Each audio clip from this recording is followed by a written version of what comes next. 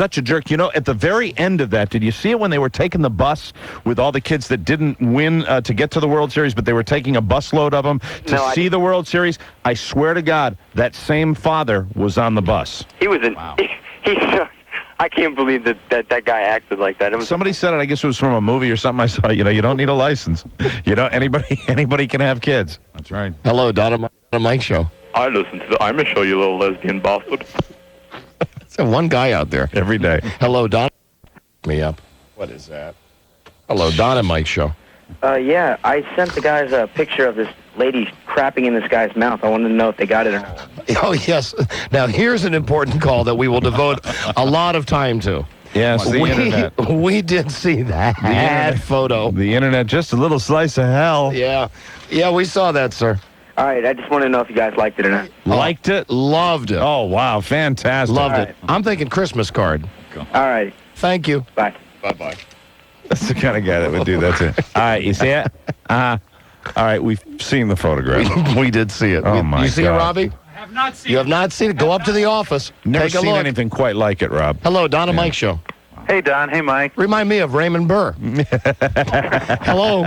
Hey, you know how you're always saying don't mess with the postman, don't mess with the waiter? Well, I got a good waiter story.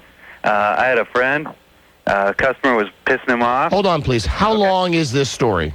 Just a couple seconds. Give me a ballpark figure. Okay, 15 seconds. 15 seconds. 15 seconds? Good. Okay. All right, we're going to wait till we get to the top of the hour and go. Go. Okay. All right. Friend of mine, customer was pissing him off. He needed a spoon for ice cream, so he went into the back to get him a spoon, and he took the spoon, rubbed it down there around his little boys, and took it out to him. Hey, that was actually well short of 15 seconds. All right, thank you. Thank you. And hey, Mike, Yes, sir. there's new candy called Jolly Jellies. Jolly Jelly. Well, thank you very much. That was past your 15 seconds a lot of times, sir. Yes, he was greedy with that one. Although that was a good story for everybody to hear, because I do have that theory that you never piss off anybody in a restaurant. No, I'm sorry. These shrimp are simply too small. 2 hours later. There's got to be the awkward pleasure, and when you do take a spoon, Right. and you rub it down by your genitals, and then you give the spoon to someone to eat their food with, and you come and you say, "How's the dinner?" And they say, "This is the best onion soup we have ever had." And that'd be the proper thing to eat with it, too. Hello. Hello? Hey, Donna Mike Show. Hey, I was wondering on the dress Lewinsky turned over, if you guys have speculated where on the dress the stain might be. Like, Oh, you think it's come up on around now. the neckline? All over it. Come on, all over the place. All over it.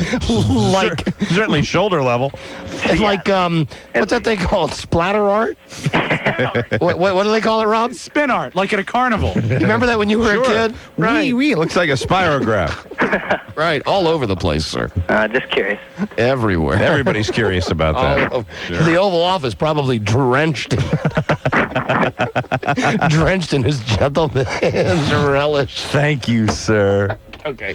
One more call here. Oh, we got to give away this Jerry Seinfeld trip. We will do that directly. Hello, Donna Mike Show. Hi, Radio Gods. It's Linda from Reno. Hi, Linda from Reno. I just wanted to mention that I watched part of that story that Mike was talking about last night, and I don't know if he mentioned that when the father was talking about that he beats his kid, the mom was nice enough to jump in and say that he's only done it less than 5 times. Oh, it was incredible. I mean, it was so... Ah, well, that makes it okay. It blew me away. And it blew me away that Peter Jennings, he confronted him on it, but then that was it. They moved off of that, and that could have been a story unto itself. And the guy was sitting there saying, and early on, one of the coaches said, well, when he gets upset, he tends to demonstrate his frustration with physical violence. Jesus. And I'm like, yeah, fantastic. Well, let him come to every darn Little League game there is. Wish you would have called me. Yeah, I should have, because they caught him red-handed, and I forgot the F word, too, when they beeped Peter Jennings out. He said, well, you said that you were going to F him, get him. It was amazing. Really. Hello, Donna Mike Show. Hey, Donna Mike, how you doing today? Buddy.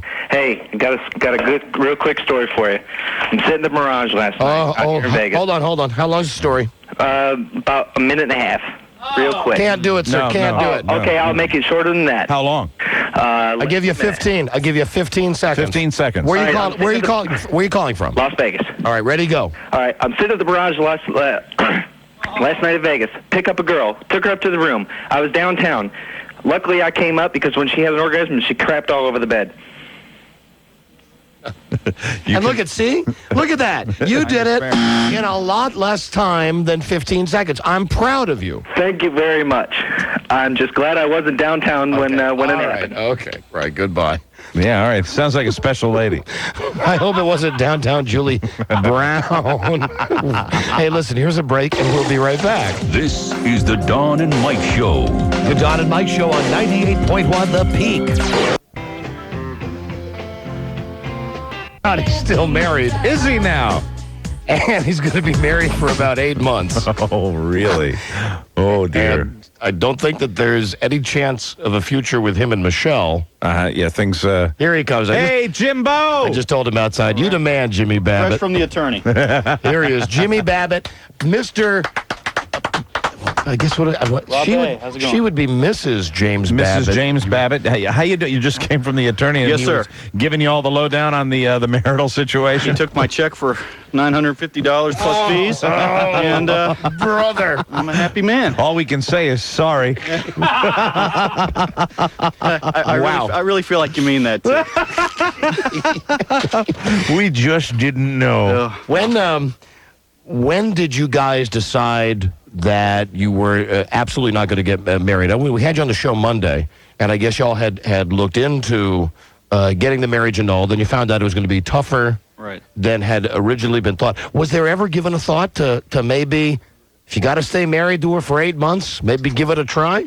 No, if the laws here in Virginia are fairly strict about that, I would have to... any moment of cohabitation starts the clock all over again. So, Oh, it does? Oh, really? Right. So I had no idea that the laws in Virginia were that stringent. neither did I.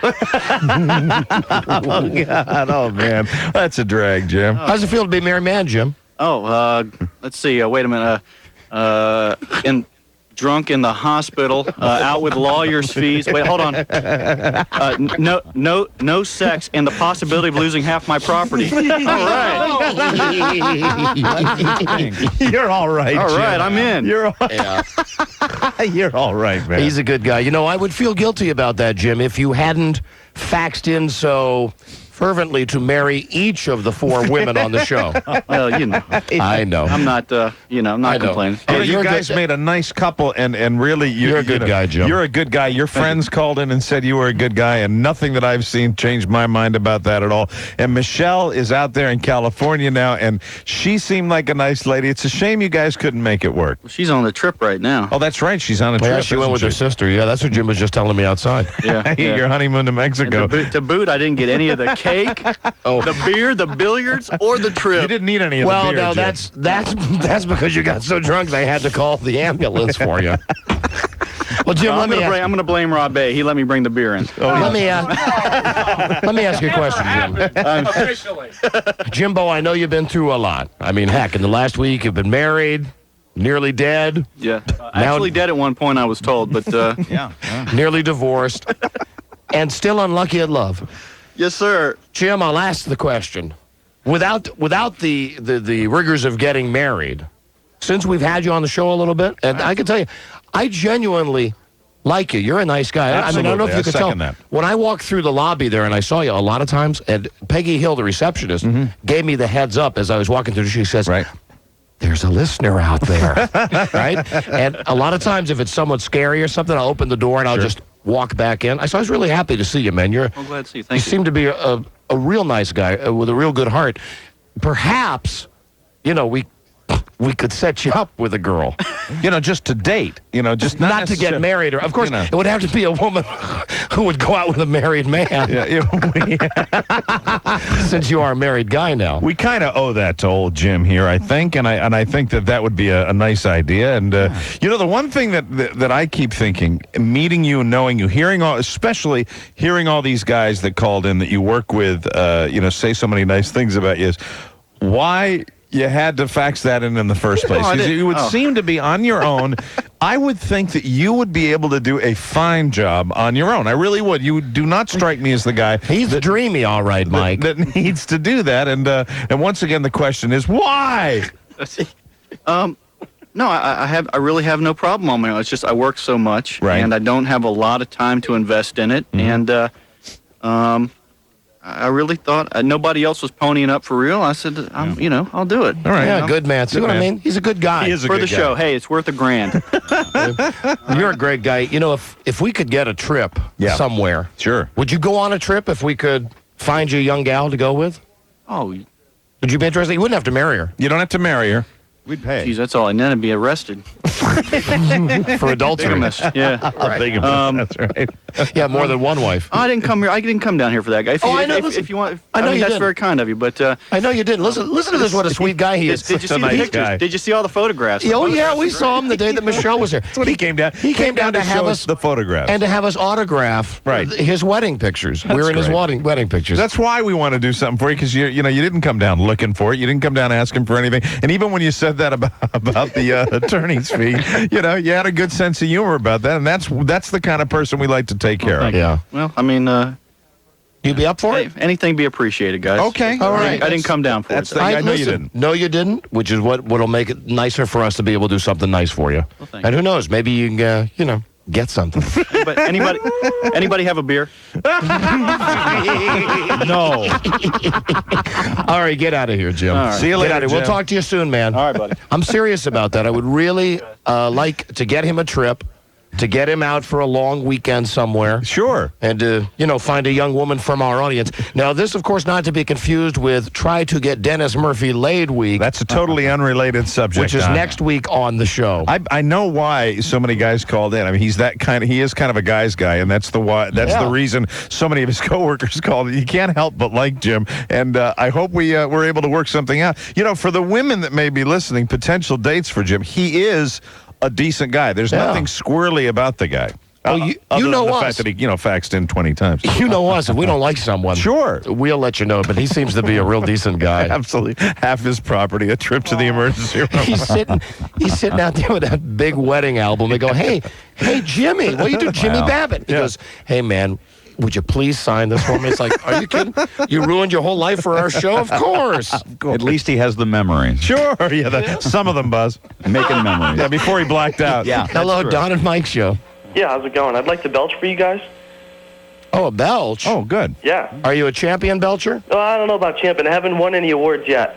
Can you do songs or words or just regular belches? Regular belching, but I'm going to end it with what I call a rapid-fire belch. All right, where are you calling from? Falls Church. All right, we'll give some regional pride here to Northern Virginia. All right.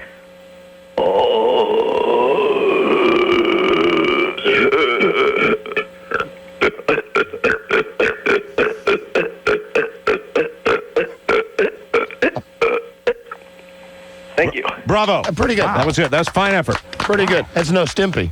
No, that's not Stimpy at all. And that was no beer. That was just cola. cola. Stimpy used to do it with just Coca-Cola also, but that's very nice, sir. Thank you very much. Very nice. Thank you. Thanks. Bye-bye. I used to, I'm a big fan of the Craig Klein sustained belches. I think those are the ones we like the best. Hello, Don and Mike show. Yeah, I have a trivia question for you. Yes, sir. How much did Buzz Burbank's colon weigh before the operation? 40 pounds, sir. 40 pounds. 40 pounds. That's right. And that's a bulletproof vest. Oh, and that reminds me. That made me think, of course, of Elvis, which reminds me that we have to read the story here about Elvis's uncontrollable foot odor problems. Uncontrollable. If only I could have seen what was happening to me, I might have done something about it. Hello. Hey, Don. How's it Hi. going? Hello, my Mike. friend. Hey. Hey, Buzz. Hey. Hey, I'd love to go see Jerry Seinfeld. Did I win? No. No. What are you talking about? It's a contest for people who have won stuff on the show this week. Yeah, you have to enter to win. We're going to be giving that away in a second. Hello, Dynamite. Yeah, hi, Don and Mike. Yes, ma'am. My heroes. Well, thanks. You know how you guys are trying to do something nice for Dennis Murphy? Trying to get him laid. Yes, Yeah, ma'am. yeah, you're trying to get him laid, and you're trying to do something nice for that guy Jim, right? And as far Yes. as Dennis Yeah. Murphy, we've been trying to do something nice for Dennis for over a decade. I know. But you know what I want to do is That's the combine truth. the two. I wanted to combine the two and volunteer to get Jim laid. Oh, honey bunny. Oh, can I? He sounds like my kind of guy. Listen, I don't even want to get into that. If there's a nice lady out there, Yeah, that would he needs a date. Oh, We'd like to no, get him no, a no. nice date. I'm not very nice, and I'm married to boot, but I'll tell Oh, you. you're married. all right. Yeah. Well, so's he. So's he, right. Now, Dennis Murphy, for Dennis Murphy, we want to find a nice woman like you for Dennis Murphy. Absolutely. For him, For Jim, we want a date. we want a nicer woman. A woman that he can maybe see on a regular basis. Hello, Don and Mike Show. Hello, yeah. I'm calling in to talk about a station in Ocean City, 101.7, that... That is our station, I believe. Yeah, it keeps cutting off half the show. I was just calling in to complain. Well, maybe Cutting they're off having, half the show. maybe they're having a problem with their equipment. No, they cut into like Wednesday when Buzz came back to do his news. They have a ball game on? No. Oh, no. Is this another person that doesn't realize when we're cut off on the network? What was it, about 6:45? Hello, please. It was please, like, they cut off half the show every please day. It's don't expose your ignorance by not knowing the facts. Hey, I know what I'm talking about. They cut off half your show all the time. No, they There's don't. a lot of listeners down here that they don't want to call in because they're afraid you'll cut them off. Right, because I would cut off somebody telling me about a station radically screwing up our show. No, listen, as a matter of fact, we're in contact with that station pretty much on a daily basis because we are coming down there next month to do a live show. I can guarantee you. You're talking about the tail end of the show that occasionally will get preempted. That happens occasionally. And that's from our network. If we don't play all the commercials by a certain time. If you're talking about half the show, that would mean in less than 1 hour they would be turning the show off. And They cut off Buzz's news on Wednesday when he came back. Right, okay. Hello, Mr. Idiot. Let's work on your fractions, okay? On Wednesday specifically, we were taken off the air at about 20 minutes until 7 o'clock because we hadn't played all our commercials. It has nothing to do with the local station. And let's just do the math, and I'm a terrible math guy, but I know this math. This is a 4-hour program. If they were going to cut half of it off, they cut us off after 2 hours. Now, they don't do that, do they? No, they cut off like the end of they cut off the news. That's though. all right. Now that's not half the show. The whole show down That's here. not half the show. Okay, listen. What you are complaining about is the same thing that people across the country complain about. If you want to hear the entire show from start to finish, move to D.C. Otherwise, everybody else that listens to this show on the network is subject to the fact that if we don't play all the... It works out really to just a fraction of the show. It is not. Now wait. Now he's not listening. What are you, some kind of moron? Are you some kind of moron? You, sir, an idiot. You, sir, are an idiot. Okay? Half the show. And I would guarantee you more than half the people down here feel the same way I do. Right. They're just all afraid to call, Mike. That's right. I'll tell you, I've spent half my life calling you. Hello, Don and Mike Show. Good afternoon. Hey, hello, buddy. In Rochester, they don't cut off half your show, but what they do is... 1 hour first tape hour. delay. Yes, I'm aware of that. Oh, okay. Okay? All right, see ya. Okay. Yeah, right. Go to hell. So many helpers today. Yeah. Have we explained that enough times now? Yes. That if you're listening to the show and the last part of the show, the last 15 minutes gets cut off, it's not your local station. Right. It's our network because they want all the commercials to be played on time. And we agree that occasionally it's a half-assed thing to do. It's a half-assed thing to do every day. Of course it is. Yeah. Well, listen, what are we going to do? That's the arrangement we have with them. Sure it is. Sure it is. And I think we've explained it now, but that listener was wrong with half the show. Hello, Don and Mike Show. Hello. Hello there, Donaldo E. Miguel. Hey, guys. How you doing? Great, thank you. I just like to say that about 2 weeks ago, I was vacationing in Delaware. I'm from Northern Virginia. And, I was listening to the show every day. And, occasionally you get cut off at like 15 minutes till. And, hey, I dealt with it. I'm used to hearing the whole thing, but I dealt with it. Yeah, right. Thank you. That's right. And, I think the main thing, we explained it. We explained it. There's no need to go back over that. Ad nauseum, we explained that. Come on. That would be going off half-cocked. Cocked. Hello, Don and Mike Show. Hello. Yes, I'd like to go off. If I'm going to go off cocked, just let me say I'm not going to go half-cocked. I'd like to go full-cocked.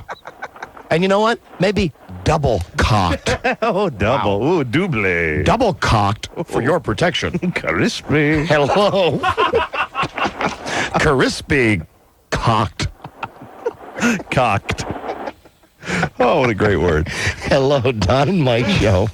Hello, Don? Yes, I am. Hello. Hey, screw all of these callers that are calling in. These are the worst effing callers I've ever heard in my life. Come on, was this the first time you ever heard the show? These are the same people that call every day. I love these people. No, I listen every day from them at work, but this has got to be the worst. No, listen, I'm telling you, There's been a million times worse than this. Yeah, I mean, these aren't personal attack calls, sir. Right, these are just a bunch of dumb people. I can't take it anymore. Oh, no. Well, all right, well, change the station then. Get off my ass. F you too, then. All right, come on. Everybody, shut up. Hello, Don and Mike Show. Don and Mike. I just told you to shut up. I'm kidding. We're just kidding. We're kidders. Hello. Don and Mike. Yes. Bueno, panocha. Okay. All right, listen. Let's read about Elvis's feet. All right, Elvis had smelly feet. No, time to do a commercial set so the network will take us off 15 minutes early, and then some hillbilly will call to say that half the show's been cut off. Okay, we'll be right back. This is the Don and Mike Show. The Don and Mike Show. 12-string guitar and a big thing he calls a botticello, which is sort of a string bass-like instrument that he plays with his feet and plays kazoo and harmonica with. The one about Putty's religion? Ah, yes, Putty. Putty was one of your favorite characters. Yeah, but even a Putty lover like myself can get burned out on Putty. When did you become an official Putty lover, anyway? I'll tell you exactly when.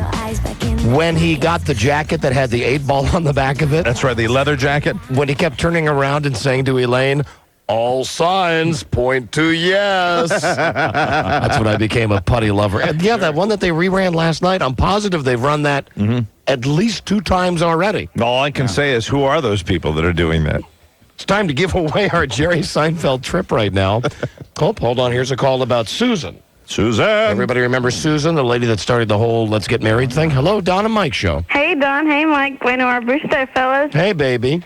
Hey, I have an interesting discovery I'd like to share with you that I hope you find interesting. Yes. Remember back when Roger called saying he was going to kill himself? Roger Ebert? You mean the guy from Sacramento? Roger Moore? The guy that was going to kill himself. Roger Staubach? Roger Daltrey. Roger Dodger? Roger Ramjet. Roger Mudd. Roger Over. Roger. I'm still 2 down, right? Yes. Roger Wilco. All right, good one. Roger the Dodger? I think I had that one. You had Roger Staubach, right? Yeah. Okay, well, anyway, in the same show... Hold on a second, please. We're in the middle of a Roger heated Clemens? battle. Sorry. Oh. Roger All right, Clemens. good one. Volley back to me, then. Roger. And there's some old rock star, Roger Daltrey. The guy with the birds, isn't it Roger McGuinn? Roger Daltrey, though, the Who. Yeah, no, I'll give you that one, Mike. I'm keeping track of the score. 2 ahead now. I know you are. Roger. Oh. You got Roger Moore? Yes, I had it. Roger from Roger and Me, the guy from General Motors. Roger Smith. Who is Roger Smith? No, that. Oh, is that the guy that I was just trying to think That's of? the guy. That's Roger? Yeah, so I get it because I thought of it first. No, I knew them. Enjoy your victory. Thank you. Listen, I admit it. Today you're on a hot streak. I know. A good Rogering. Thank you, Rogering. Listen to Mike's... Hey, a good Rogering. Remember that? That's right. British for a good Rogering. That's from something about Mary. Today when we were watching the soap opera that we watch, because really Mike and I are no better than common housefrows.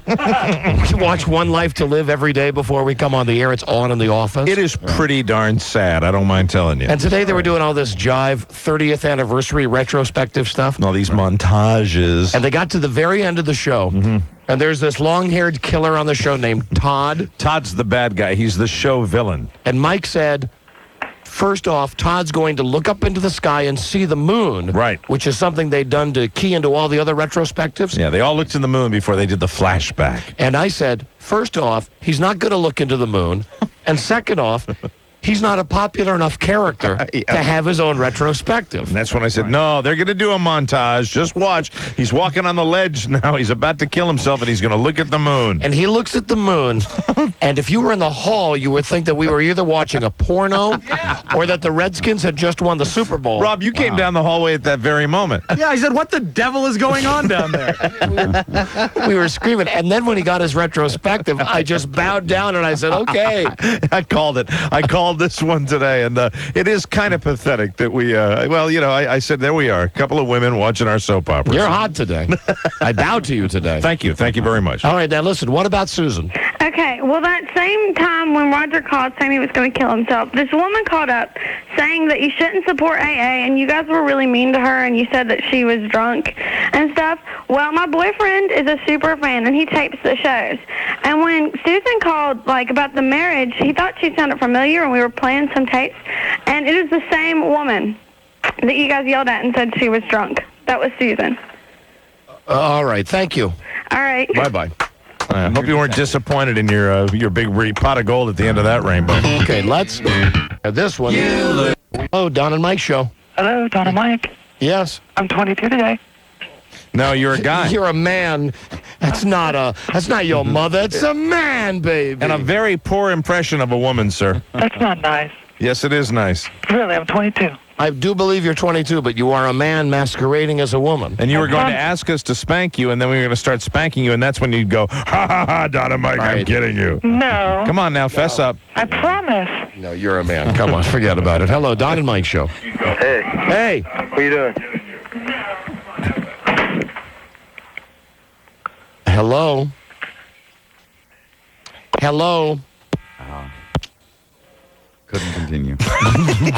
Don and Mike show. Sometimes. Yes, I just got a call at my apartment saying you guys had just called me.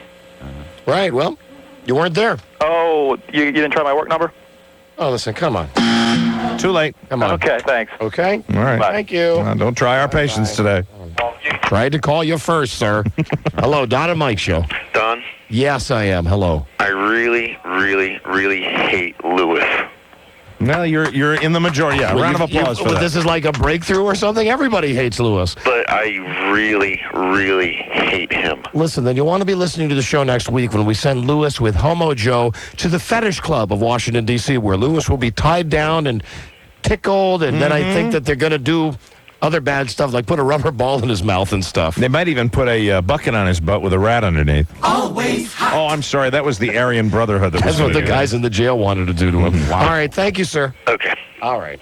Bye-bye. Thanks for the input. Now, if Charlie Stossel shows up during the next commercial set, we'll talk to him about movies. He is already here. Oh, he's here? Yes, Charlie Stossel is here. Then we'll talk to Chuck about movies, and just in time, a new hate letter for Charlie arrived today from the pool cleaner in Sacramento. Oh, yeah. I pre-read it, and he has changed his tact. Really? Remember the last time that he sent a hate letter to Charlie? We said we were tired of all of his stale insults for Charlie. Yeah, he wasn't working hard enough. So he has moved into a totally new arena. Well, good. We'll talk movies with Stossel when we come right back.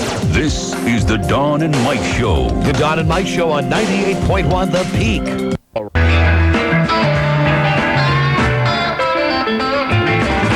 Buzz on. I can't get enough of you, Buzzy. I hear you, Don. I can't get enough of you, Buzz. Thanks, man. Well, it's time to talk movies with Charlie Stossel. Yeah. Listen, next week on the show, it's going to be the first day of Try to Get Dennis Murphy Laid week. Yes, Dennis will be at the beach all week, and we're going to be trying to get him laid. Also, I guess we're going to try to find a nice vacation for Jimmy Babbitt, the married man. Right. And next week on the show, we announce our next big free money show. You're going to love it. Yeah. We got a ton of dough to give away, and we'll do that. Now it's time for Chuck Stossel. Once married, twice shy. Here he is. Here's movie man Charlie Stossel. Hey, Christine, listen up. Charlie's on the show now. You know, I noticed you weren't sitting in the phone room chatting up Christine. You were standing in the hall with your... I always stand in the hallway. with your arms It was just folded. last week I was in there because I was here for... Not that I'm complaining. I was here for so long waiting and waiting. I figured I may as well sit down and enjoy myself. Wow. Hey, guys. We're very prompt today, though. You showed up and you're on the show right away. And yeah, Rob, would you bring Christine in, please? Sure. Like he's drumming. He's drumming agitatedly on the table. I'm not agitated. We're ready for the movie. Only the two of you can take a nice gesture like walking somebody out to their effing car and turn it into this. Christine, Charlie would like to tell you about some of the newest movies that are out. Okay. So this is the Charlie Stossel movie review for one. Okay, go ahead, Charlie. So, what's new? When you describe the movies, Charlie, please look just at You Christine. know, it's a shame there's not a TV camera in here so you can see I this. wish. But really, just look just at Christine. Don't look at me. Don't And look at Mike. getting comfortable And for please, this. and please, don't in any way be self-conscious. Yeah, that's not happening. Let's see. Ever After comes out this week. Hold on a second. Let me just get some music here Start for with you. a chick film. Chick flick. Chick flick. Hold on. We're getting your music here. Okay. This is the, and Christine, are you comfortable? Can we get you a sody pop or anything? No, I'm fine. You're fine? Okay, now it's... Oh, look, there's a chair for you, though.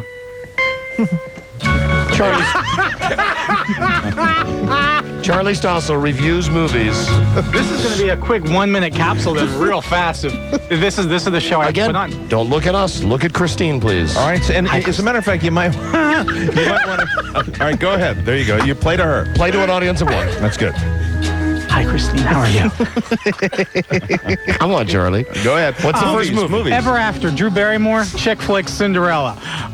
What else? What the hell? No, hey. Come on. I'm looking. No, I'm looking down. I'm trying to figure out what else. I'm drawing a blank. Parent Trap. Oh, Christine, if you have any questions about the movies, you can ask Charlie, like we do, since he's playing specifically to you. Just for you. Okay. Did you have questions about the first movie? Because I'll be honest, Christine, it didn't sound like much of a review to me. It sounded to me like stinky old Drew Barrymore and what appears to be a... Now, what are you doing, Charlie? What are you doing? Don't give me the finger. You see, they just gave me the finger. Hey, Christine, ask Charlie. In only a nice way. Do you understand, Don? It's okay. I got you, Charlie. Ask Charlie if Drew Barrymore is terribly miscast in this movie. Cinderella. Is Drew Barrymore terribly miscast in this movie? No, talk into the microphone, Charlie. No, she's not terribly miscast. Not terribly. Although she's still a little chunky. He's down there now leaning on his knees and looking into her eyes. The mic is like a foot off the ground All now. right, listen, Charlie, start over again. Hello, Don. How are you? From the very beginning, here's the Charlie Stossel movie review directed strictly at Christine. All right, go ahead, Charlie. What's new this weekend? Ever After is new this week. Drew Barrymore playing Cinderella. A nice, chunky-ass Drew Barrymore. Chick flick, take somebody to go see it. There's number one. Parent Trap. Wait. Now, I'd like to just correct you here.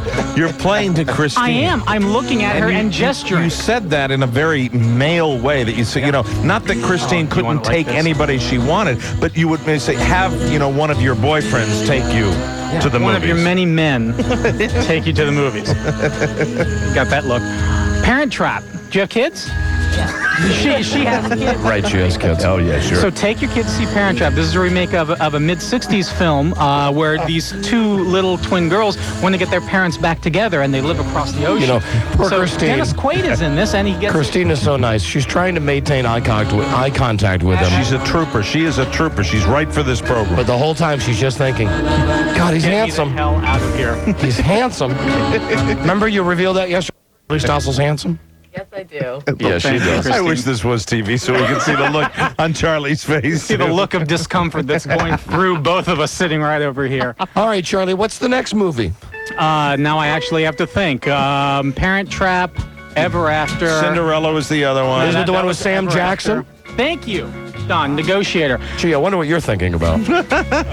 Kevin Spacey and Sam Jackson are in this. Sam Jackson is an ex-cop who goes into this crazy mode of his, and Kevin Spacey has to come in and negotiate the safety of all these hostages. It sucks to high heaven. All right. Now, Christine, do you have a question about that? That movie that was Samuel L. Jackson and Kevin Spacey? Oops. I have no questions. I won't see it, so. You won't go see it? No. Any particular reason why you won't go see it, I'm Christine? not really interested in those kind of movies. Okay. Any movies that you are planning on going to see? I haven't seen What About Mary yet, and I know you guys loved it, so All right. that's my next movie. What about the basketball movie? No, I'll save that one for last. And in all honesty, this is a funny movie. This is about two guys, the guys who created South Park, create this game in their driveway where Christine? they combine baseball and basketball. And Charlie, I got to give a heads up to you. You are, not a heads up, a kudos to you because you are playing to Christine. You're delivering your movie reviews to her. Close enough to smell her beautiful perfume, aren't you? And it's very nice. Mm-hmm. It's a wafting aroma. They developed this game. It's very childish and sophomoric, the humor, but it's an absolute riot. Ernest Borgnine is in it. How can you miss when Ernie B is in a movie? Christine, do you even know who Ernest Borgnine is? Oh, She doesn't. She does not know who Ernest Borgnine is. He's a man about as handsome as Charlie is. Oh, He's another handsome guy. You know, I certainly don't think I take any prizes when it comes to this. In times now when I'm going out into these mass gatherings like concerts or whatever, I look around. I ain't that bad. Compared to what I see out there, I am not. No, I'm no. Yucky. Yeah, as far as a relative term? Yeah. I ain't that bad. All right, let's continue on with basketball. That's Ernest Borgnine saying yuck. That's right. Yuck. See, we're tying it all together here. So basketball is very funny. The guys who did Airplane did this movie. Hey, Christine. That was Ernest Borgnine also. Ask Charlie Stossel if this movie, Basketball, if that stacks up well against Something About Mary. How does it compare? How does it compare to What About Mary? Actually, it doesn't compare at all because Something About Mary is still one of the funnier movies out this summer. It's not bad, but it doesn't compare to Mary. Baseball. All right, so Christine, I believe you know now about all of the new movies opening this weekend. Yeah, Charlie, you did a very nice job of giving that review directly to Christine. And Christine, please don't run out of the room so quickly. So you didn't like the Sam Jackson movie? Actually, I was expecting it to be an awful lot better, a lot more action. There's a lot of gunplay, but not enough. But not. How about? I mean, the acting doesn't carry it through. They're both good, but when you have Kevin Spacey also, right? Kevin Spacey is very good, but when you have what is kind of a lame. You just expect more out of it, but they're both very good in the film. All right, Charlie, you did an excellent job wading through. You did an excellent job wading through that. Are you ready for your latest piece of fan mail from the pool guy? You know, how long did it take this guy to write a letter? 2 months? All right. 2 freaking months. Let's see what he got. Dear Don and let me say, Mike. this day can't go any crappier at this point. Dear Don and Mike, my girlfriend is having a birthday next week, and I'm not quite sure what to get her. What I need is a woman's point of view. So could you please have Charlie Stossel fax me his favorite perfumes, which he likes to wear. What essence of bath beads has the best aroma? Also, when Charlie shaves his legs, does he prefer the Lady Remington shaver or the basic big disposable? I will F this guy up if he ever comes to Washington. My girlfriend has decided to go back to college and is entertaining thoughts of becoming a cheerleader. However, she's been out of school for quite a while. She's not tuned into the new dance routines of this era. It would be very helpful if Charlie could ship me some of his videotapes of when he led the dance routines when he was a head cheerleader at his high school football games. While I'm on the subject of male cheerleading, my girlfriend is wondering whether she should wear the long white gloves and vinyl boots, which Charlie Stossel proudly displayed during his gregarious stage of life. By the way, I heard Charlie was sniveling like a baby when you invited some of your listeners to the low-budget theater where Charlie is an assistant manager to the custodian on weekends. Hey, Charlie, you're lucky to be given the chance to clean the velvet ropes and polish the brass railings with your limited educational skills.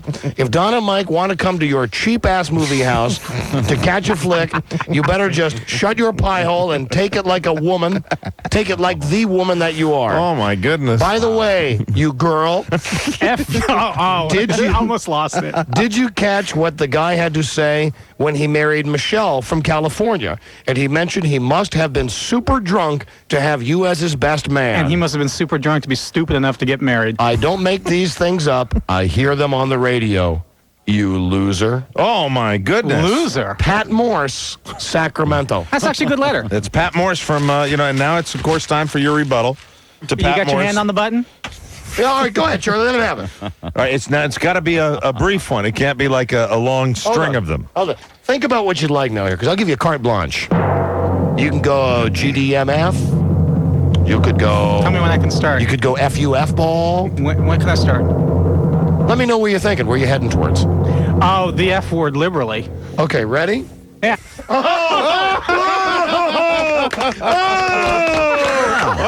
my God! Wow! And now we've got a new tape to play at our Las Vegas style show. Oh my God, Charlie, you are a maniac! I swear to God, you are. Once married, twice shy. Here's movie man Charlie Stossel. Way to go, Charlie. Great job, Charlie. Charlie works for the AMC train. Get out? Yes. All yes, right, get right out. now. Get Thank out. you. Bye-bye. There he goes. Strong finish for him. It was not a pleasant appearance for him, but at the end he enjoyed himself. He threw one in that I know neither one of us had even thought was in his repertoire. Yes, I was very, very surprised. He was very angry. All right, we'll come right back. Now, we're doing things a little different schedule today since we're waiting for Beaver Cleaver to call in with his dad from the airport. So we've got a brand new low-budget Jeopardy that we will wind up for you next. This is the Don and Mike Show. The Don and Mike Show on 98.1 The Peak. It's the biggest breakthrough in getting a good... I really do. We have a good time going over there. It was a very difficult thing to do, but we did okay. I only wish they had more ice cream over in Normandy. They don't have a lot of ice cream over in Normandy, but I had a pretty good time going over there. I said to my man, because I was a captain, I said, life is just like a box of chocolates. You never know what you're going to get. And then we went over there. They told me we were supposed to look for Private Ryan. I wanted to look for Lieutenant Dan. I wanted to look for him all over the place, but we didn't do that. I think I enjoyed the beach almost as much as I enjoy going to the moon. I really do. Oh, that's right. When you were an astronaut, Tom. You were in Apollo 13, right? Yeah, I managed a rock group, too.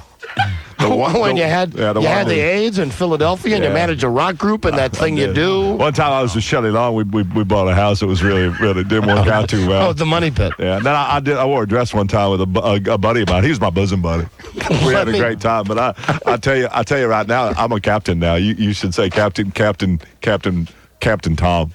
Listen, Tom. Yeah. Yes, Don. Let's start talking about Steven Spielberg first. That's all I have to say. They didn't have any ping pong tables either over in Normandy, unfortunately. We were going around looking for Saving Private Ryan. Listen, we saved him too. Good. We saved him. We found him okay. He was okay. I said, "You Private Ryan." I looked at him. I looked him in the eye. I said, "Do you know? Why don't you love me? Do you know where Lieutenant Dan is? He's supposed to help me on my shrimp boat. We make just about the best shrimp in the whole wide world." And then I just decided to run. One day I just ran on the beach. There was machine guns and everything, and I just ran and ran and ran. And I had an S. Happens T-shirt on. I was running back and forth, and all these Germans were shooting at me. But they said, "Why are you running?" I said, "I just felt like running." Then one time I just stopped at the end of the beach, and all the Germans were gone by the end of the time I got down to the end of the beach. Yeah. Steven Spielberg ever talk about that guy that wants to rape him? Oh, he always did, yeah, all the time. I said, don't worry about that. You know, I think we're making a good movie, and you shouldn't be all stressed out about a guy that wants to come over your fence, duct tape you, and then do it with you. Yeah. That's not what you should worry about. And he said, okay, thank you, Tom. Tom Hanks. My name's Tom Hanks. I know that. I was the captain, you know. I was captain in Saving Private Ryan. Captain of what? I don't remember my last name. Yeah. Captain Gump. Can you call me Captain Gump? Yes. Yes, Captain Gump. C-A-P-N.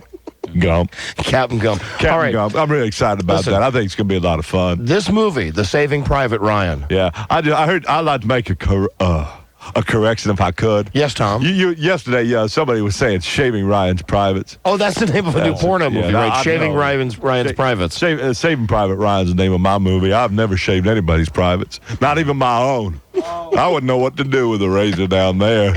I wouldn't like that at all. That probably hurt me a great deal. How many Academy Awards have you won? I've won two. Two big statues. What do you do with statues. I put them up on the shelf. I put them with my wife, Rita Wilson. Yeah. And she looks at them. She said, "You're so good. Honey, you're so good." I said, "Dear, thank you." I'm very pleased to have these. I think it's really good. Hope you like my new movie. You know, they say it's a blockbuster. I fell asleep during your new movie. No, you did? I did. Why don't you love me? Why don't you?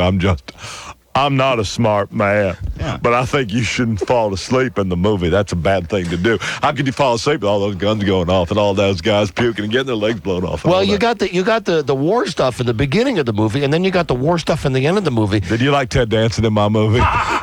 No. Was that your idea to put him in that movie? No, I don't put people in the movie. I just show up and go to work. Who did that? Spielberg? Did he do that? Mr. Spielberg. Did he talk a lot with Ted Danson about being raped? He's a very smart man. He talked to everybody about it. Mr. Spielberg. Mr. Spielberg's a very smart man. That's why I was so good in his movie. I know I sound different than I do right now. I sound different in all my movies. In my movies, I sound a lot smarter than I do when I talk. But how do you manage that? The only movie I ever made where it's the real me is that movie about Forrest Gump. That's the one where I'm playing the real me, and all the other movies, I'm just faking being a guy. I was faking being that guy in the Apollo shot. We're going to go to the moon. You said, we have a problem. I had to work for hours on that. Okay, you go up. I had to practice my movie for Private Ryan. I had to practice giving guys orders because I'm not used to it, so I had to say, get out of the amphibious vehicle. That was so hard for me to say. What, you have a problem with amphibious? Move up the flank. Move up the flank. Fire. That was very hard for me to do, but I think that we did okay, you know. we was coming up one time on this path. We ran into all these Germans. Yeah. And they were shooting at us, and then we shot at them. And then we caught this guy, and I let him go. I put a blindfold on him, and I let him go. I said, goodbye. He'll live to fight another day. Goodbye, goodbye, goodbye, goodbye. See you later. And he didn't run or nothing. I ran, though. I ran and ran and ran. When you're making this movie. Yeah. When you're sitting down with Steven Spielberg, when he's not talking about how that guy wanted to rape him. Yeah, I call him Steve. You call him Steve? Steve Spielberg. Hello, Steve. And he talks to me, and he goes over the lines again, over and over again. So that's what I want to ask about. You mentioned that he gets you to do the different accents for the different roles that you're in. It's all just one accent. It's just different than my own accent. So while I'm doing these movies, he said, what you're going to play is a captain in the Army, and you've got this platoon that goes out looking for Private Ryan. That's what you're supposed to do. And you're very smart because you play a former school teacher. And so not only are you a brave guy, but you also play a former school teacher, and you have to appear like you're smart, books and stuff like that. And I said, okay, I'll do that. And then when I get the lines, it comes out like it does in the movie, and people really seem to like it. I liked you in the movie where you were the manager of the rock band. Oh, yeah, that was That Thing You Do. And that's the one where I said I had to come out, and I read my lines for that, too. I said, we've got a hit record. We've got a hit record. The director for that said to me, no, I think I was the director for that, too. Yes, you were. So I said to myself, no, Tom, you can't talk like that. You can't do that. What you have to do is say, we've got a hit record. Now, when you made Philadelphia. The Don and Mike Show. God damn it, we moved everything around for Beaver Cleaver. And as it turns out, Beaver Cleaver has a problem with his father now, okay? If he had a problem with his TV father, he would need a shovel to get that problem taken care of. Yes, Ward sleeps with the Beatles. It is a problem with his real father, okay? And he's had to go to the airport, not Dulles Airport and not BWI. He didn't even make it to D.C. today, Beaver Cleaver didn't. Oh, really? Yeah, because he had to do something with his father, who's a phoebe or something. And Beaver Cleaver, I guess we're still waiting to see if he's going to even call us from the airport. Said he would, right? Yes, and he has called once already today and spoken to Charlie Broyhill. Hey, that had to be a great conversation. And he mentioned if he couldn't get through today, that he would get back to us on Monday, but now is the window of opportunity for Beaver Cleaver to call us. Well, let's not be too hard on Jerry Mathers. Okay, we won't. Fortunately, we have plenty of other stuff to gab about. And if we sound disappointed, it's because we are. We had our hearts set on talking to the Beaver today. Well, all week long, I had been psyching myself up. Right, to be nice to the Beaver. To be nice to the Beaver, because I felt bad for him that he's been on all these interview shows and he just had his balls busted. Right. I mean, they busted his balls on the Today Show. Did they really? But when they bust balls on the Today Show, they do it in a much nicer way. They do it with that smile, like, I'm going to ask you a very squirmy, difficult question and then smile at you. Like, how have you dealt with the fact, the question was along the lines of, how have you dealt with the fact that you were a success at age 8? Right. And once you reached age 12, you had topped out. Yeah, and that's a very difficult, squirmy question. I'm sure he's used to answering it, though, but it's still getting worked on the Today Show where nobody gets worked. Yeah, I felt bad for him. Well, all right. Well, listen, we'll leave the segment open in case he calls. Good. And it'll be interesting because, if I start to run out of patience here and he calls right at the last minute, maybe we will bust his balls. We'll be a little hard on the Beaver. Hello. Hey, you guys. Hello, Don and Mike Show. Hey, I'm calling from Stockton, California.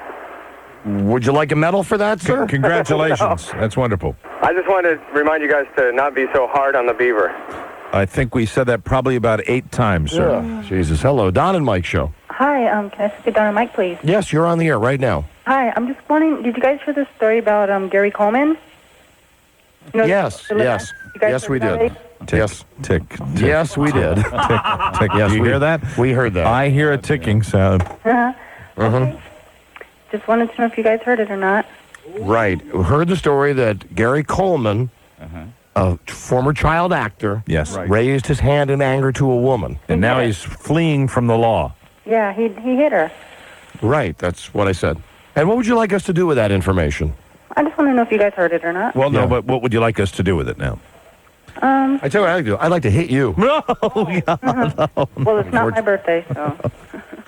All right. She listens to the show all the time. Thank you. Yes, I do. For some reason, this Gary Coleman thing is something people want us to talk about. Hello, Don and Mike Show. We have no interest in Gary Coleman, do we? We called Gary Coleman For us, you know what's funny? Gary Coleman selling cars. That's funnier than beating a woman because he's down on his luck. Oh, and when Gary Coleman would surround himself with toy trains. Toy trains and walking around, I think, with without a shirt on. And a six-shooter, right? Right, that was the Gary Coleman that we enjoyed talking about. Yeah, Robbie? Don't forget when he was making change at an arcade. Oh, that's right. We called him also. That's another one that's good. We called him when he was working as a change attendant in a San Diego arcade. Absolutely. Now, if he gets to prison after the law catches up with him and he starts putting on puppet shows, then we'll try to call him again. Hello. TGIF, buddy. Right, buddy. Listen, I know you guys are ever in the present, never looking in the past, but the couple that got married last week, are they still married? I haven't been listening to the show that much because of work. Listen, right, and I'm not going to tell you because I'm pissed at you about that, okay? Not only have we talked about that all week, we had the husband on the show today. Yes, the very nice Jim Babbitt who was talking all about it, and you missed it. No, listen, it's a little something called immediacy. Could you possibly picture? You missed the Jerry Seinfeld show. You get home at 9:30 one night instead of 9 o'clock. You pick up the phone and you call him up at home and you go, "Hey, Jerry, I missed the show. What is the show about?" I think there should be a new rule. The only people allowed to call are people that listen to the whole show. Every second.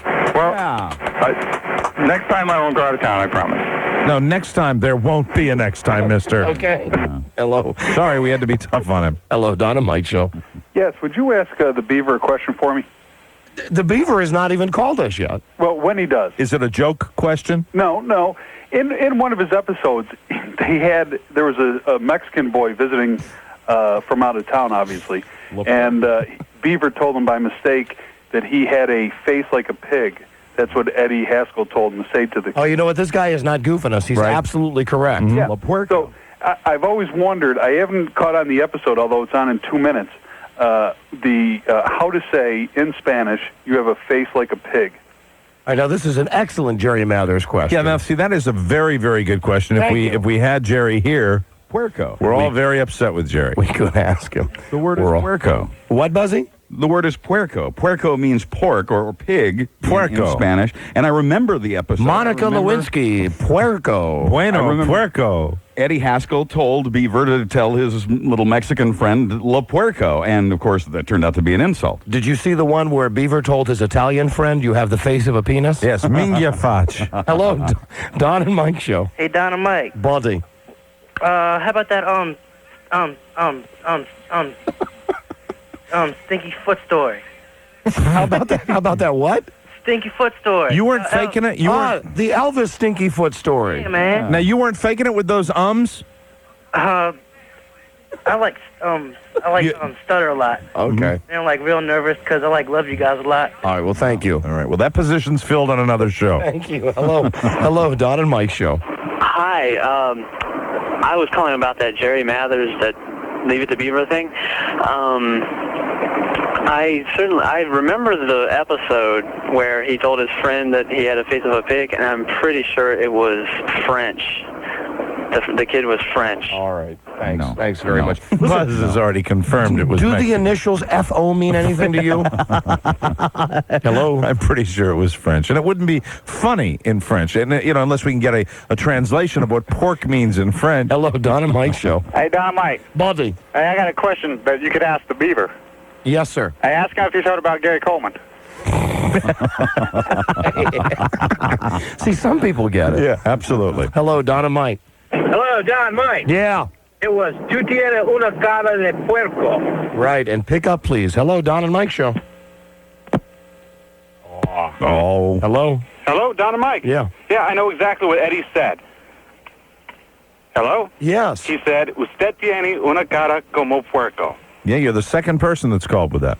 Oh, well. Thank you. Have you heard about Gary Coleman? No, I have not. I'm sure if you said puerco to Gary Coleman, he wouldn't like it much either. He'd probably smack you. Maybe kiss you. Hello? Don and Mike, my brothers. What you talking about, Tom? Hey, brother. What you talking about, Tom? Hey, brother. I like what's his name sitting on my lap? I was sitting on his lap. This, of course, everyone, is Thomas Aloysius Gavin, and at our last Las Vegas-style show... He had the best time he's ever had. Louis, the annoying intern, spent most of the program sitting on Tom's lap. Upstairs in the balcony. Yes, at the and he bayou. was rubbing Tom's bald head and kissing his head. Yeah, and he was like... And his leg was getting numb. How do you spell head? H-A-R-D. Right. Perfect. All right, perfect. Thank you, Tom. Hello, Don and Mike Show. I have a heartache. Hello. How do you spell head? When I look at Christine, I get... Never mind. Yeah. I'm going to say a heart on... Yes. Right? No? Did I screw the joke up? Yeah. What was the word I asked him to spell? Head. Head. Oh, Head. Well, never mind that. That's right. Never mind. That's right. Never mind. Retreat. She's got a good heart on her shoulders. Yes, she does. That's what I wanted to say about She Christine. does. She does. Hello. And she wears her head on her sleeve. Mike. Hello. Hello. Hi there. Hey, did Saving Private Ryan? And there was a porno flick that was made by it? Please don't tell me you're going to say Shaving Ryan's Privates. No, it was Hiding Private Ryan. It's Quick Private Ryan. Jump behind the bush and into the foxhole.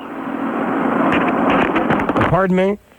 And then he hangs up. You know what that is? That's the equivalent of a drive-by shooting. Absolutely. It was terrible. It was a tragedy. It was something that could have been avoided. What the hell was that? I have no idea. And he was driving, too, which is even more dangerous. All right, well, I found the story about Elvis's stinky feet. Okay. Hello, Don and Mike. Don, Mike? Yeah. Yeah. I'm from Hagerstown, Maryland. I didn't get the chance to see that Little League thing last night. Yeah, that's where it all took place. About it earlier. Yeah, Hagerstown, Maryland was where the Peter Jennings piece on baseball all took place. Oh, really? Right up in Hagerstown. Right. Close to where we do the show from. That's right. Right, WARK. Now, that was done during the 1997 season. Mm-hmm. That parent was banned from Little League this year. Oh, good. Okay. Well, I'm glad to hear that follow-up because He they was didn't... banned, and it gets even better. Okay. He was fired from Sam's Club. Oh, he worked at Sam's Club. He's not having a good year. Oh, well, I think based on what he did to his kid, he deserves everything bad that happens to him. Okay, here you go. The day Elvis shot a man in the face and other untold stories about the king. Oh, man, he shot a man in the face. Elvis had plastic surgery. Elvis had stinky feet. Elvis had a drunken chimp that kept getting fresh with the ladies. That's Scatter. We know the Scatter story. And Elvis once shot a man in the face. These are just some of the amazing facts revealed in the new book, Elvis, Unknown Stories Behind the Legend. If only I could have seen what was happening to me, I might have done something about it. Just a month before his first Hollywood screen test, Elvis underwent plastic surgery. Wow. He had Dr. Maury Parks, a plastic surgeon to the stars, straighten his nose and slim it considerably. Dr. Parks also smoothed Elvis's acne-scarred skin. Oh, my boy. In early photos of the king, you see red marks on his cheeks, evidence of his bad skin condition. Wow. If only I'd have known how much acne I had. Dr. Parks inserted implants to give the illusion of a chiseled chin, which accentuated Elvis's jawline. Let me see. There was only one thing left to do before he would consider himself perfect. Did you know that Elvis had his front teeth capped? Really? After that, he loved his new appearance so much he called himself the Cadillac Elvis. I'm a Cadillac, man. Look at me. Look at my teeth. They're capped. All right, now we think we know everything about Elvis. Let's see if we know. Yeah, Robbie? Just a shame they had to cap those teeth considering they were knocked out. Oh, that's right, with a hammer. Then when he was... It's a tragedy. When he was choking on his own vomit there in the bathroom. Yeah, a lot of money they knocked out of that mouth. They had to knock out his teeth with a hammer to try to pull his tongue out. Little bitty caps on the floor. But I bet by that time... Hammer. I said hammer. By that time, I bet he had new ones, too. Okay. While filming a movie, the movie Charo, Coochie Coochie? Really? He did a movie with Charo? Charro. That was the name of the movie. Oh, so probably when Elvis was playing a Mexican bandito. While filming the movie Charo, Elvis accidentally shot his director. Wow. Elvis was practicing quick draws with a prop gun and didn't know it was loaded with blanks. Hey, I'm real sorry, man. He aimed at Warren's face from 1 foot away. Oh, no. Pulled the trigger, and the gun exploded in the director's face. Oh, man, that's real. I can't believe that. I'm sorry, man. If only I would have known the gun was loaded. If only I could have seen what was happening to me, I might have done something about it. The director's glasses shattered from the impact. After brushing the powder from his eyes, Warren looked at Elvis and said, "At least I know what you think of me."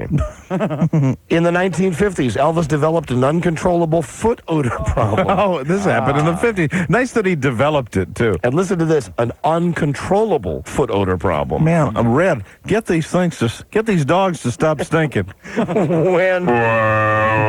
When touring, Elvis would throw his smelly socks into a suitcase every night because they were so horrendous they would stink up his room. Oh, man. During several weeks, 24 rancid socks were stuffed into one suitcase.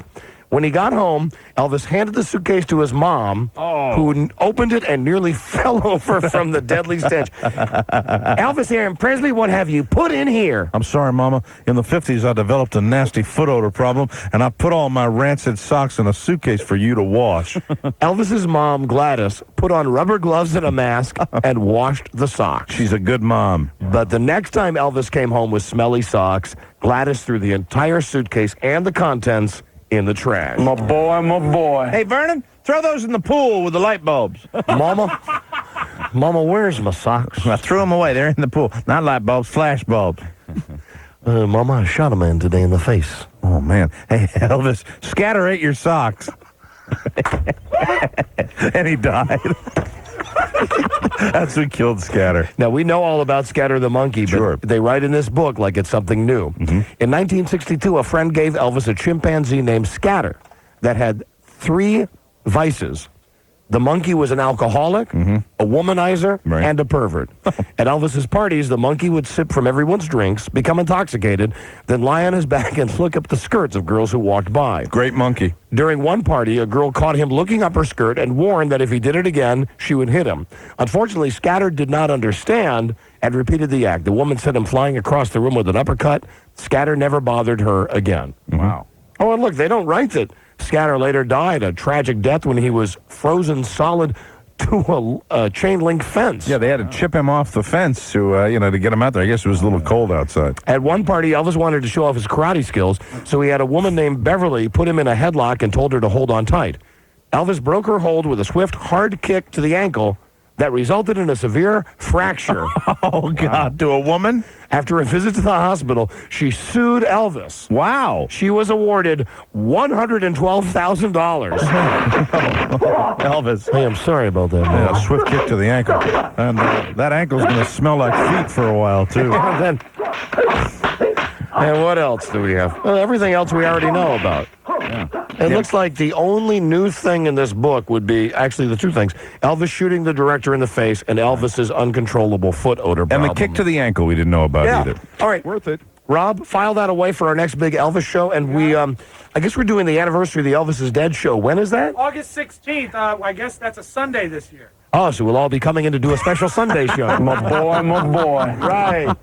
I got you. Hello, Don and Mike show. Hey, you goofy bastards. Hey, how are you? I'm good. If you flip from page 39 to page 46 in that Inquirer, you will see a lovely picture of Kelly Martin. And I thought you would enjoy that. I saw it yesterday when I picked up my Inquirer. And I was also curious if Mike was going to have Natroni Means on his team again since he was picked up. You know, I would say it's a really safe bet that Natroni will not be on my roster this year. No, Natroni. No, he hurt me too bad last year. Okay. And that girl who was Corky's sister, yes, who I singled out long ago as having some babe potential, she's now been hired to be on ER. So let's see. We're going to see her. I mean, we're going to see a lot of her. Let's see if we see a little more of Are you on page 46? You know, we don't have that here. No, I don't. No, you don't have it? No, somebody just Xeroxed the article about Elvis's feet. I'll have to send it in to you because it's a very lovely picture of her. You know, it's on ER. What's that show? I think you'll get an idea of where they're going to position Kelly Martin as to whether she's going to be a hottie. What's that? She's top heavy, is what they explain her as. What do you mean, like big boobs? Yeah, they said she's a mature, top-heavy starlet. I have never noticed. In a droopy neckline. You have got to get the picture. I will fax it to you. You have to see it. Please do. Okay. That would be wonderful. My wife is out of town tonight. Well, unfortunately, I don't think it would help that. I think it would be more inclined to make you think otherwise. Oh, really? So you don't think it's a flattering picture? No, they say this is how they describe her. Life goes on, and teen string bean matures into top-heavy starlet. Oh, so they're saying she's fat. Oh. Is that what they're saying? And yeah. saggy? Oh, see, on ER, if they position her as like the matron on ER, you'll know that that's going to be it for Kelly Martin. Yeah. Well, I still stand by my early thought about her. Yeah, that show needs a hottie, though. So if they're, maybe she's on a workout program getting ready for that show. You mean Anthony Edwards doesn't do it for you, Mike? Hello. Oh, he is so hot. Don and Mike show. Hello. Hey, whatever happened to Carl Grossman? Carl Grossman? Who cares? Well, I do. Why? Because you got Dennis Murphy on all the time. You might as well bring Carl back. No. Carl Grossman is an idiot, psychotic stalker. And I'm suspicious of this call. Dennis Murphy is a major effing star. That's right. No, Carl's the best. Why is that? Why are you saying? You a friend of his? Well, I can't say that. Yes, you He's are. He's the best at what? Oh, he's the best whenever on your show. He hasn't been on the show for 1,000,000 years. I know. You should bring him back. Because you're a friend of his. Well, I can't say that. Well, I can't say that either. Well, your show sucks without him. Right, yeah, we've been going down the hill without Carl Grossman. Nut job. It's one of Carl's friends that he positioned to call the show. Write Carl a note on the news group on the internet. He's all over that thing. Absolutely. That's where he lives. He lives on the internet. Don and Mike show. Don and Mike, Radio Gods. Hey, Baldy. How are you doing today? We're doing great, thanks. That show last night on CBS, Mike? Yes? You mean ABC? Or ABC, sorry about that. Right. Did you see the guy who had the kid that looked like Vern from Stand By Me? Yeah, okay. There's one more. It's worth noting because there was another kid that they were talking about being a discipline problem. Yeah. And this kid was so obnoxious. You remember in Stand By Me, the fat kid? The kid that was in the pie eating contest, right? That had the crew cut. And this kid was just so obnoxious. He would say stuff to the hitters when they would come up. Yeah, and he would say stuff like, hey, there's something coming out of my butt and it smells bad, that kind of thing. And they were complaining about him. And then his coach didn't recommend him for the All-Star team. And apparently Peter Jennings, with his narration, said later on his father shoved the coach to the ground and kicked him in the side and told ABC News that he was glad he did it. And they interviewed that family, too. I mean, it was Cletus Central up there. It really was. You didn't call me. I'm sorry. I apologize. Hello? Yep. All right, one more call. Don and Mike show. Hello? All right. Enough is enough. I heard what you were talking about, Carl Grossman. Oh, Tom, I thought I hung up on you, you monster. Hello, Don and Mike show. You the man. Thank you. Wednesday, I'm going to be up in New York. I'm going to be... Shut up, Rob. Seriously, Rob. I'm going to be on the panel. No, not the panel. I'm going to be in the audience of the David Letterman show. Yeah. Help me out here. What do you want me to do? Oh, listen, this is I appreciate it. No. Listen, we've sent people covertly. We've announced on the air that we're sending people up to the Letterman show, with the exception of Nick Joe. Mm-hmm. No, Nick Joe. We know what happened to Nick Joe. He was a failure from the start. No. Nick Joe. He is, in his own right, he is a legend as far as the interns go. Nick Joe screamed out our name on the David Letterman show when Bob Dole was out there. And let me tell you the difference between that show that they were doing down here at the Warner Theater, I believe, in Washington, and the show up in New York that they control. If it's something that you shout out, they'll stop tape and start all over again. That's the way they do that. Do you know that we send people up to the Letterman show to scream out our names, and they actually singled them out before the show when people were filing into the theater. Yeah, they got them. They got them there. They control things very well. Did they arrest them? Do they arrest them, or do they just kick them out? I think they kicked them out. The one guy that got in the most trouble was... I'm not scared, Don. We had a couple of guys, real fat guys, and one of them wrote Don on his belly, the other one wrote Mike. Right, he called just the other day. They go, hey, Bubba, how you doing here? In the middle of Letterman's monologue, these guys stood up and took their shirts off, and the camera never left Letterman. Now, Letterman looked up and went, Yeah, that's all you got, though. I remember all this. I've been here through the trials, tribulations, the failures, the accomplishments. Then I put it on you. You challenge me. I challenge you to go to the Letterman show next week. Get our names mentioned on that show. I challenge you, sir.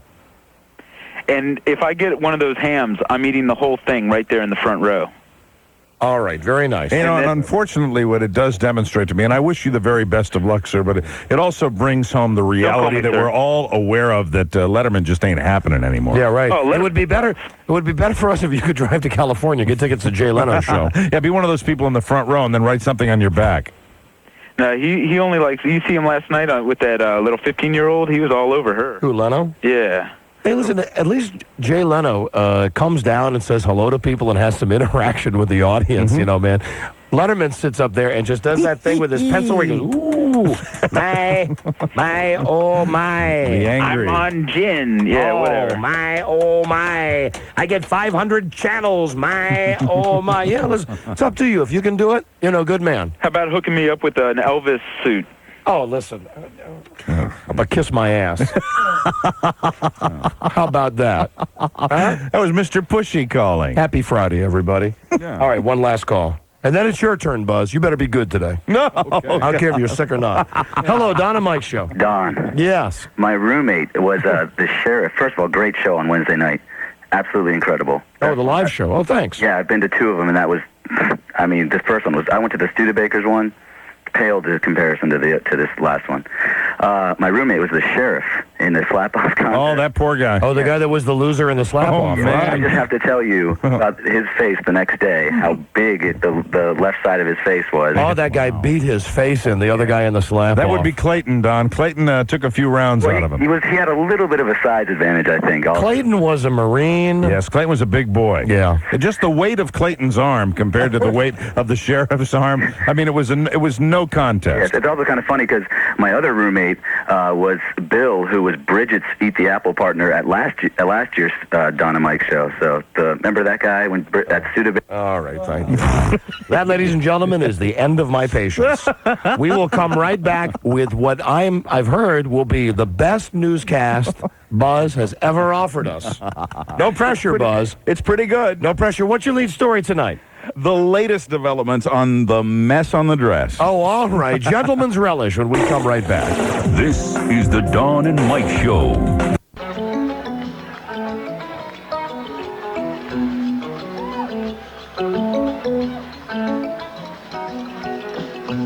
Yeah. We'll be giving away lots of free money, baby. Yeah, that's nice hard cash. Stacks of cash. FMB's free money. Yeah. Unless you're listening to us on AM, which means a lot of money. Thank you, Buzz. And now, a lot of vagina. Yeah. Here is Guy Birdley, news and comment, and let's talk about Clinton's gentleman's relish. Yeah, here's the latest. First of all, Ken Starr says he sent the semen-stained dress down to the FBI lab for testing, but there are reports, the Los Angeles Times to mention one, that the dress, which has been kept all this time by Monica's mother, has no detectable DNA on it. Mm-hmm. Now, I saw on TV today, right? Barry Schmuck, Sheck, right?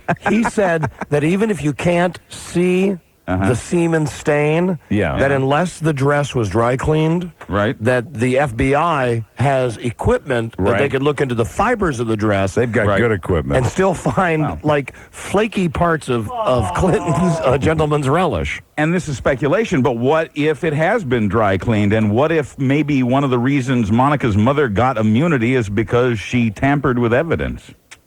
Well, wait a minute. Hold on. See, that wouldn't make sense, because why would she want to clean the stain? The only way that she could have tampered with the evidence to help Monica would be if she went and got another semen sample from the president and then smeared it on the dress. Yeah, it's just too weird. You know, when you get these sources, I think I said this yesterday, nobody knows what's really going on. You know who knows what's going on, Mike?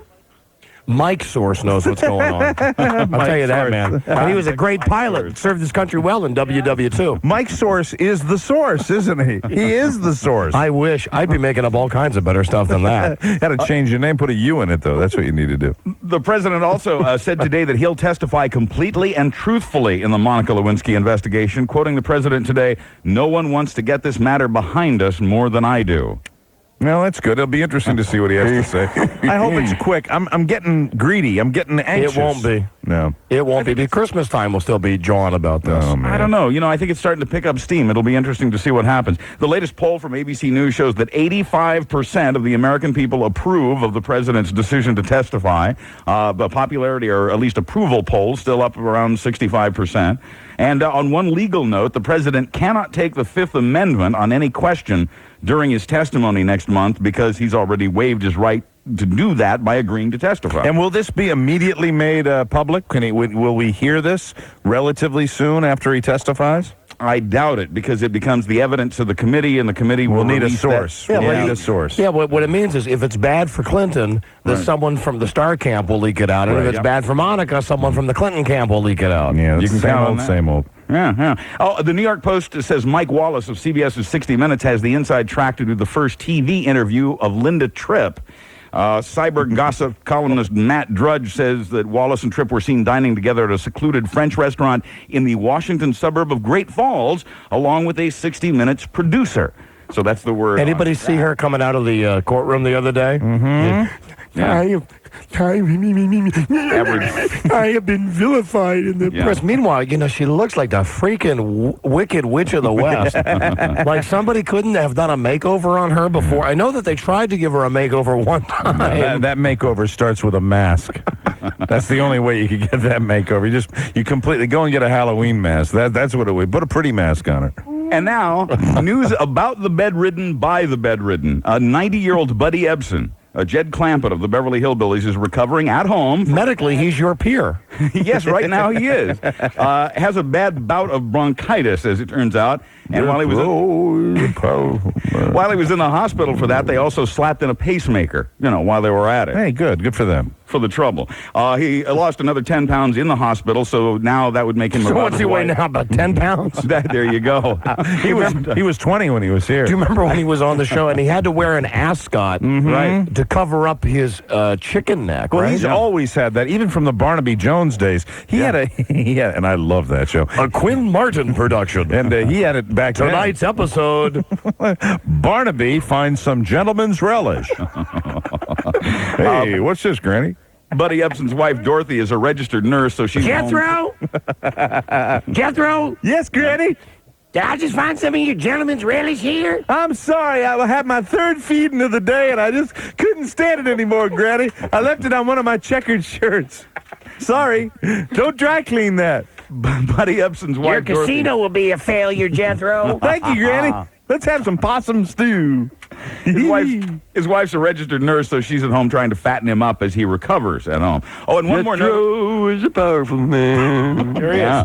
One more note about the now late Buffalo Bob Smith of Howdy Doody fame. We talked about his passing yesterday, but I found out in doing some reading today that in 1954, Bob Smith had a heart attack and couldn't come back to work for months. Is that Bob Smith or Bill Smith? No, this is Bob Smith. This is Buffalo Bob Smith, not to be confused with Major Bill Smith. Very good. Okay. But he couldn't come back to work for months after his heart attack, so the network... Sound familiar, Buzz? It's the network set up a special TV studio in his basement. Sick. Wow. In his basement, so he could keep appearing on the show. He said it gave him a sense of pride to be able to do that. Just like it gives you a sense of pride. Exactly. Yeah, pride is job one. I'm very, very sick. So, who would you rather see win? Last week, Phil Hartman was posthumously nominated for Best Comedy Actor in this year's Emmys. And here's the list of lucky guys he's running against, the dead comedian. Yeah, these poor guys that are nominated against, they can't win, because if they win, everybody go, oh, that's too bad, Phil Hartman shouldn't have won. And if Phil Hartman wins, those guys are going to be big losers, because who wants to, exactly, not give it to the dead guy? Well, if they win, and I still think they ought to get up on stage and make the acceptance speech and be honest about it and say, oh, okay, you're going to give him the award just because he's dead? Here are the lucky guys. Frasier's David Hyde Pierce, Rip Torn, and Jeffrey Tambor from Larry Sanders. These are people who deserve to win. Dead or alive, these people are all funnier than Phil Hartman. Yes, unfortunately so. And not so much, Seinfeld's Jason Alexander also nominated in that category. No, I think he's funnier than Phil Hartman, dead or alive. I agree. Jason Alexander, absolutely. Yeah, sure. There we part company, I guess. We do. Here are some voices to listen for in the upcoming seasons of The Simpsons and The King of the Hill. These have been released. The King of the Hill. On The Simpsons... That's the proper pronunciation of that show. John Madden and Pat Summerall will be on The Simpsons along with Jerry Springer, Ron Howard, Alec Baldwin, Ed McMahon. Alec Baldwin's going to be on? Yeah. All right. I understand you're not feeling well. Perhaps I could help you, Buzz. What are you going to help him with, Alec? What do you mean what I'm going to help him with? I'm going to help him with his illness, Mike. What are you going to use to help him, Alec? My Oscar statue. Your Oscar statue? I was wondering if you were going to use anything else to help him, Alec. Any other substance that you might be wanting to help My him? gentleman's relish? Is that what you meant? Yes, that's what I was looking for. As a matter of fact, the Oscar statue has some gentleman's relish on it. You know why? Why is that, Alec? I was making love to my wife, Kim Basinger, with her Oscar statue. And I said, look, Oscar's got a little hat on. Oscar looks like Julius Caesar when he had that lettuce around the top of his head. I said, Kim, it's my gentleman's relish. I am God. Thank you, Alec. Thank you, Mickey. Also on The Simpsons, George Carlin. That was a private joke between me and Mike O'Mara. Thank you. Alec and I have a lot of private jokes together. Absolutely. He's the only one that can call me that. Hey, Mickey. George Carlin. Mike hates being called Mickey. Of course. Except by football players. Martin Mull and Fred Willard, Kim Basinger, and Regis and Kathy Lee all on The Simpsons next season. I don't want Kathy Lee on The Simpsons. Nobody does. She's totally not into what The Simpsons is all about. Buzz, hold on. Don't tell us the King of the Hill stuff. Okay. Let's do a break, and we'll be right back. This is the Dawn and Mike Show. All feeling good. Football starts this weekend. Oh, boy. How come the Cowboys game isn't on tonight? Not that I'm a big Dallas Cowboys fan, but at this point, I'll take anything. Who are the Cowboys playing tonight? Seattle. Not on TV. Tomorrow night, Tampa Bay, Pittsburgh on TV, followed by Green Bay, Kansas City. From Tokyo. And then Sunday, there's a game with San Francisco, but that's not on TV, too. Crap, man. Oh, God. Hi, Buzz. I know you're real broken up about that. Absolutely. I have to make new plans now. Yeah, well, everybody does. You know that song we just played right there, that Jump, Jive, and Wail? Brian Setzer. Right? Stray Cats guy. For the longest time, it's so funny. Mike knows something about music because now guys are making music like from Zoot Suit eras. Yes, it's coming. The swing music is coming back. So all of a sudden, as I always knew it would. You become hip. Brian Setzer, Cherry Poppin' Daddy. I love it. This song for the longest time, I thought they were singing Drunk Driving. Drunk Driving? Now listen, wait till he gets to the middle part here. Right. So they sing, Drunk Driving, Drunk Driving. Now listen, right here. Drunk driving, drunk driving, drunk driving, drunk driving. See, he's singing Jump Jive. Ladies and gentlemen, Brian Setzer with his tribute to Drunk Driving. Drunk driving. All right. Drunk driving. Drunk driving. All right. Drunk driving. But that is not what he is singing. Right. He is singing Jump, Jive, and Wail. It's an old Louis Prima song. See, I go back that way. I remember Louis Prima. There's nothing original in music. It just comes around, goes around. And I missed him when he came into town. I wanted to go see him. Brian Setzer. I really wanted to see that. Who was Brian Setzer? Stray Cats guy, the guy from the album that you were just playing that song. Right. From. Thanks, Mike. He makes it taste good. What's next? What's next? What next? Buzz? Whoa! Whoa, Buzz. On the subject of drunk driving, singer Eddie Money is being sued by a guy who says that Eddie was drunk, got into a car, and then used the car to slam the guy into a wall. We've never been with Eddie Money when he's had too much to drink. No, he's always been sober as a judge, especially when he was dressed as General George Custer. This guy is Eddie's next-door neighbor. Eddie says the guy is just trying to embarrass him and make some money with the lawsuit, but police records do show that Eddie was arrested June 28th and booked for allegedly punching a man. Oh, dear. So there's that. Hey, Don and Mike, we had a great time at that party. I hope you play my song, It's Peace in Our Time. We used to have a tape of Eddie Money where he was supposed to say, hey, Don and Mike, play my new record, Peace in Our Time. But all he could remember was a party we went to with him when he was drunk out of his mind. Yeah, he was crazy. And really so were we. And the tape came back with him going, hey, Don and Mike, this is Eddie Money. I want you to play, hey, we had a great time at that party. I mean, it was like he started saying something about his new record, and then right in the middle of it, he just say, "Oh, we had a great time at that party." And then after that, the funniest thing I ever heard is when he called your house to work you on a record, to tell you to play a record, and did not know who he had called. Had no idea who he was calling. Mm-hmm. Amazing. Well, we wish him the best in this, and hope that he's right in his claims. By the way, first we hope that he wins the case. We hope that he's right, that the neighbor is just out to get him. Yeah, because he's a sweetheart. Yeah. Well, what if he was driving drunk? Well, then punching the guy. We hope they nail him if that happens. And may he be damned in the fires of hell. There you go. It's just that simple. Okay. First, it was Carol Channing. Now, hello, Dolly Parton. Dolly Parton says she and her husband of 32 years haven't had sex in over 10 years. That is, to me, a true injustice. It is really? Not tragedy. even a TF? No, according to Star Magazine. You would think TFs would be almost required. If you're married to Dolly Parton.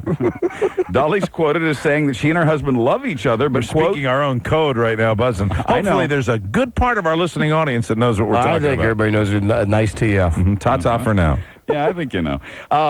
Quoting Dolly, we have our needs satisfied elsewhere, end quote. Oh, yeah. Well, she's been into that for a while, right? She actually got a boyfriend or something, right? Who TFs her all the time. Her open marriage started in a Nashville laundromat in 1966, and they've been going their separate ways ever since. TF. No TF? TS. Yeah. Ta-ta. Jim Carrey. Thank you, Miss Dolly. Rubber-faced comedian or method actor? Great TF. The New York Post says Jim Carrey has gone to amazing lengths to get into character to play Andy Kaufman in the upcoming movie about Andy. Yeah. The first day of shooting, Carrey showed up in an ice cream truck, wearing an ice cream uniform, and handing out ice cream cones to everybody. Why did Andy Kaufman do that? Stuff like that, I guess. Yeah, as the week continued, Jim Carrey demanded that everyone call him Tony. You see, Andy Kaufman reportedly often insisted off camera that he was lounge singer Tony Clifton. In fact, in Taxi, he demanded that that Tony Clifton get his own trailer. Andy Kaufman, and I mean this, I swear to God, that guy was a genius. I swear to God he was.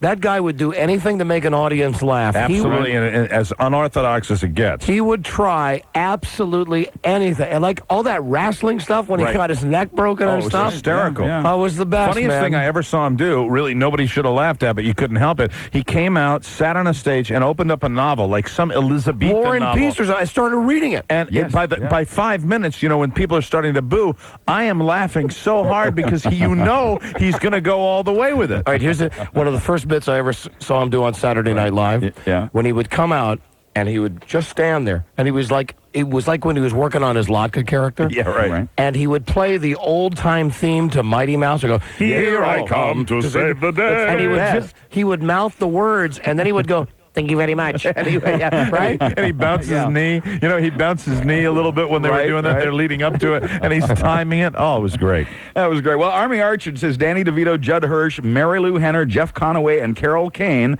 will all play themselves in the movie about Andy Kaufman. Tony Danza, by the way, is on Broadway and therefore not available for the movie. Yeah, right. What is Who's the Boss on Broadway? What's the deal with that?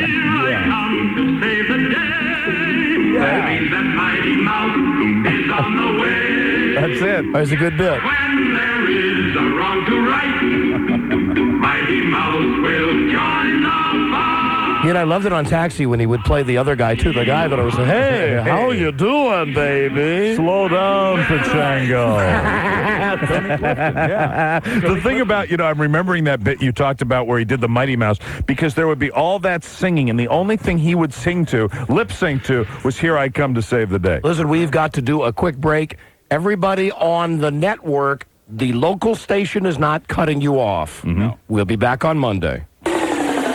This is the Dawn and Mike Show.